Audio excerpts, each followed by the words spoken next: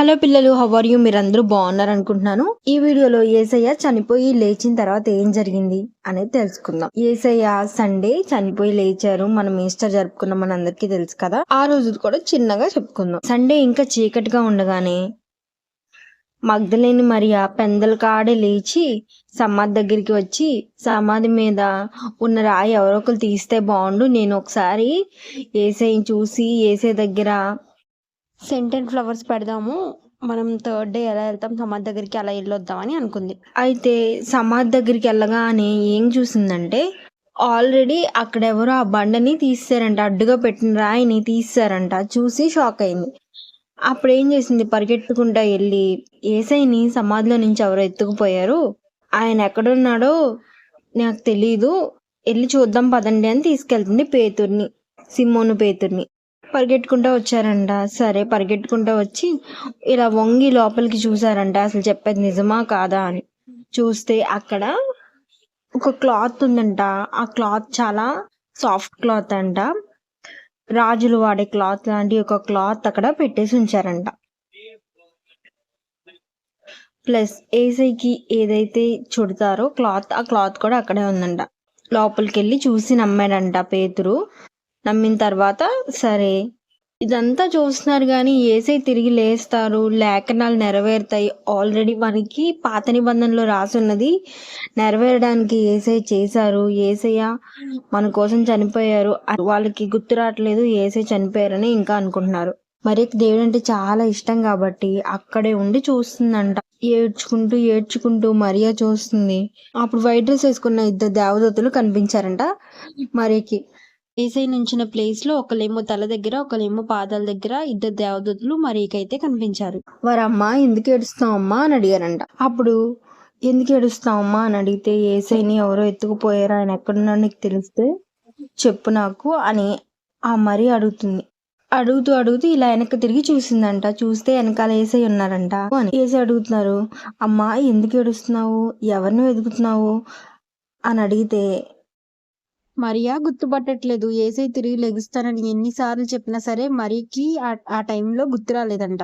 నువ్వు ఆయన తీసుకెళ్ళిపోయావేమో ఎక్కడికైనా, నాకు చెప్పు, నేను ఆయన్ని తీసుకొచ్చేసుకుంటాను, నేను ఆయన్ని చూసుకుంటాను, నా దగ్గర తెచ్చేసుకుంటాను ఆ బాడీని అని చెప్పి అనుకుని ఏసైతోనే చెప్తుంది. అప్పుడు ఏసయ్య మరియని చూసి మరియా అని పిలిచారు. వెనక్కి తిరిగిన ఏసయ్య ఎదురుకి చూసి అమ్మా మరియా అని పిలిచారు. అప్పుడు గుర్తుపట్టింది, ఈ వాయిస్ ఏసయ్యదే, మరియా అని పిలుస్తున్నారు, నా ఏసయ్య అని చెప్పి గుర్తుపట్టి బోధకుడా అని చెప్పి దగ్గరికి వెళ్ళబోయిందంట. అప్పుడు ఏసై చెప్తున్నారు, నేను ఇంకా తండ్రి దగ్గరికి వెళ్ళాలి కాబట్టి నువ్వు నన్ను టచ్ చేయొద్దని చెప్పి ఏసయ్య మరియతో చెప్పారు. నువ్వు అందరికీ వెళ్ళి చెప్పు, 12 మంది శిష్యులు ఉన్నారు, ఇంకా నన్ను ఇష్టపడిన వాళ్ళు, నన్ను నమ్మిన వాళ్ళు ఉన్నారు కదా, వాళ్ళందరి దగ్గరికి వెళ్ళి చెప్పు. ఏమని చెప్పాలి? ఏసయ్య తిరిగి లేచారు, ఏసయ్యని నేను చూచాను, ఆయన సజీవుడై ఉన్నాడని చెప్పు, అలాగే ఆయన తండ్రి దగ్గరికి వెళ్ళబోతున్నారని చెప్పు అని చెప్తారు. ఏసయ్య యెహోవా దేవుని దగ్గరికి ఎక్కిపోతున్నాడు అని చెప్పమని చెప్పారు. మగ్ధలేని మరియ చాలా హ్యాపీగా ఫీల్ అయ్యి నేను ఏసైని చూశాను, ఏసై నాతో మాట్లాడారు, నేను ఏసైని చూశానని చెప్పి అక్కడ ఉన్న శిష్యులందరికీ, ఏసయ్య తెలిసిన వాళ్ళందరికీ, తన చుట్టుపక్కల ఉన్న వాళ్ళందరికీ చెప్పిందంట. ఏసయ్య సజీవుడయ్యాడు, ఏసై బ్రతికే ఉన్నారు, ఏసై మరణాన్ని గెలిచి బ్రతికారు అని చెప్పి అందరికీ చెప్తుందంట మరియా. నేను వాళ్ళని గలిలయలో కలుస్తానని చెప్పు అని కూడా ఏసయ్య చెప్పారు. ఇదంతా జరిగేటప్పటికి సాయంత్రం అయిందంట. ఆదివారం సాయంత్రం శిష్యులు అందరికి, జనాలకు భయపడి ఏసైని చంపినట్టు మమ్మల్ని కూడా చంపేస్తారేమో అని భయపడి ఏం చేశారు, తలుపులు మూసుకొని ఒక మేడ గదిలో కూర్చున్నారంట. అయితే ఏసై వచ్చి వాళ్ళ మధ్యలో నుంచుని చూపిస్తున్నారంట, తన చేతులను చూపిస్తున్నారంట, తన కాళ్ళని చూపిస్తున్నారంట, చూడండి నేను ఇక్కడే ఉన్నాను చూడండి అని చెప్పి ఏసై వాళ్ళకి చూపించి, మీకు శుభము, మీరు హ్యాపీగా ఉంటారని చెప్పి చెప్తున్నారంట. అప్పుడు వాళ్ళు చూసి, ఆ చేతులు చూసి చాలా హ్యాపీగా ఫీల్ అయ్యారంట. అవును మా ఏసయ్య వచ్చారని. వచ్చినప్పుడు 10 మెంబర్స్ ఉన్నారంట, ఇంకొకరు లేరంట. అతని పేరే తోమాకి అనుమానం వచ్చేసిందంట. నేను నమ్మను, ఏసై వచ్చినా సరే నేను నమ్మను, మీరు చెప్పేదంతా అబద్ధము. నేను నమ్మను. నేను యేసయ్యని పట్టుకొని చూడాలి. యేసయ్య గాయాల్లో చేతులేసి చూడాలి. ఆయన కాళ్ళ దగ్గర మేకులున్నాయో లేవో చెక్ చేసి చూడాలి. అప్పుడే నేను నమ్ముతాను అని చెప్పి అంటాడంట తోమ. ఇది నిజమా కాదా అని డౌట్ అవసరం లేదు. ఇదంతా నిజంగా నిజము. బైబిల్‌లో కూడా రాసినప్పుడు ఏం చేశారంటే, ఏమని రాసారంటే, ఇది నేను నా కళ్ళతో చూసాను. నా చేతులతో నేను యేసయ్యని టచ్ చేశాను. కాబట్టి నేను రాస్తున్నాను. మీరు ఖచ్చితంగా నమ్మండి అని చెప్పి ఆయన టచ్ చేసిన వాళ్ళు రాసారనమాట బైబిల్‌లో. సో, ఇది నిజం. ఎవరైనా అబద్ధం అని చెప్పినా నమ్మకండి. ఇది ఖచ్చితంగా నిజమే. ఎవరు చనిపోయిన వాళ్ళు లెగరు. అలాంటిది యేసయ్య చనిపోయినా తిరిగి లేచారు. మన కోసం పరలోకంలో చాలా ప్లేస్‌ని మన కోసం గోల్డెన్ రోడ్స్‌ని అండ్ గోల్డెన్ హౌసెస్‌ని పరలోక రాజ్యంలో కడుతున్నారు. మనందరం పరలోక రాజ్యం వెళ్ళి యేసయ్యతో ఉండాలని యేసయ్య ఆశ. తర్వాత మళ్ళీ 8 డేస్ తర్వాత మళ్ళీ కనిపించారంట యేసయ్య వాళ్ళందరికీ.